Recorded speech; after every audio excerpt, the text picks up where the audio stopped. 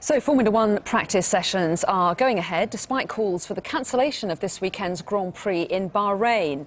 The country's facing a lot of criticism over its poor human rights record. Overnight, demonstrators clashed with security forces as activists promised to mark the event with days of rage. The decision to hold the Formula One this year, the Grand Prix, was it was not responsible from the FIA to hold the Grand Prix in such conditions. The situation in Bahrain is not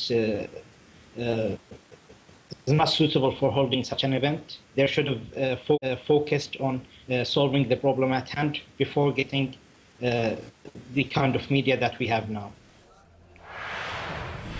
Well, Sarah bin Ashur is a Bahraini businesswoman and political commentator. She joins us now live from central London. Good morning to you.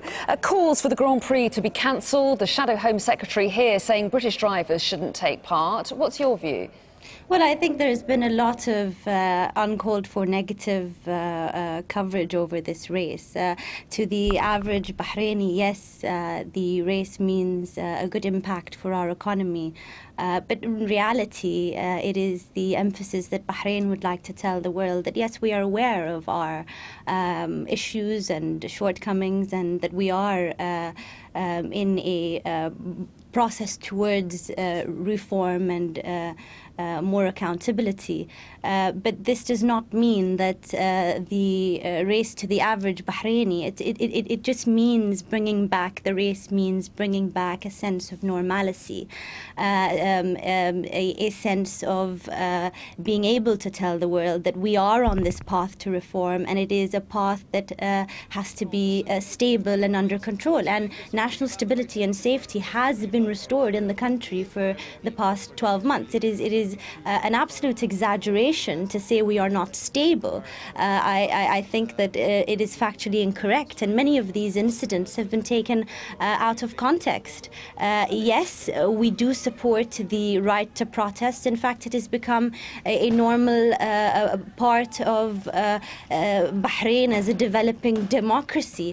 I think the royal family and His Majesty the monarch spearheading these initiatives for dialogue and reconciliation, and the commitment towards this reform is a key indication of an enlightened rule, and this is the kind of rule that we have in this country.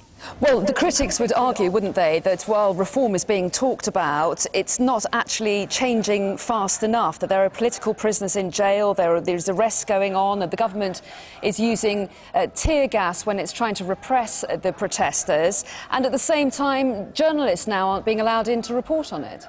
Well, there are two parts to that. In terms of the journalists, I'm not aware of what the procedures are, but I do understand that during the F1 race, all journalists must be accredited by the FIA. So I think all of that reporting on the race. Sorry to interrupt. It's not people reporting on the race. It's people wanting to talk to the protesters, to talk to the government, and to report the facts on the streets of Bahrain.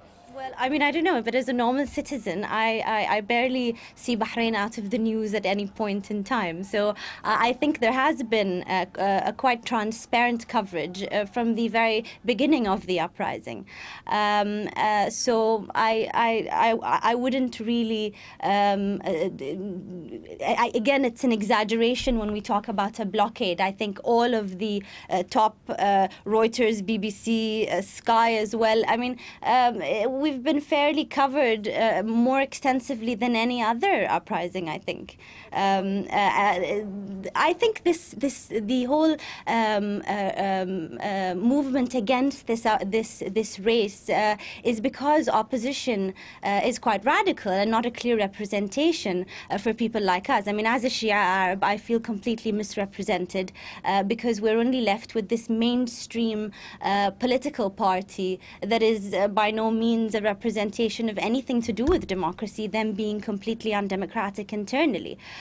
So I think the issue lies with the fact that today I think we have created a platform, at least, if not due to mere frustration with the current state of opposition, for liberals and moderates, the real representation of the multicultural fabric that is the Kingdom of Bahrain. All this uprising has achieved, in my opinion, is self-destruction to not only the economy but our social fabric. All things Bahraini, tolerance, forward thinking, these were the things that we prided ourselves as. And our reform process is not new to now or the Arab Spring. It started 10 years ago with His Majesty the King's National Referendum Charter, and it has continued, in my opinion, and the opinion of most moderates in Bahrain. What about people's right to protest about democracy? Well, that is the case. Every day, Bahrain has and will always continue to have the freedom for one to express itself. We are not anti-reform. We are not anti-progress.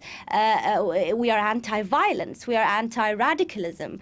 Bahrain would like to position itself as a forward, democratic country, albeit in infant stage, but on that road to progress. And as I have said, this uprising, this very unpopular uprising with an agenda of its own, has put us in a period where our reform over the past 10 years has come to stagnation because of the unwillingness of all of these fragments of opposition, including mainstream, to participate in any way in building the country. What they desire is not healthy opposition, but this ideology of rejectionism, this culture of death and gloom that is foreign to the Bahraini way of life.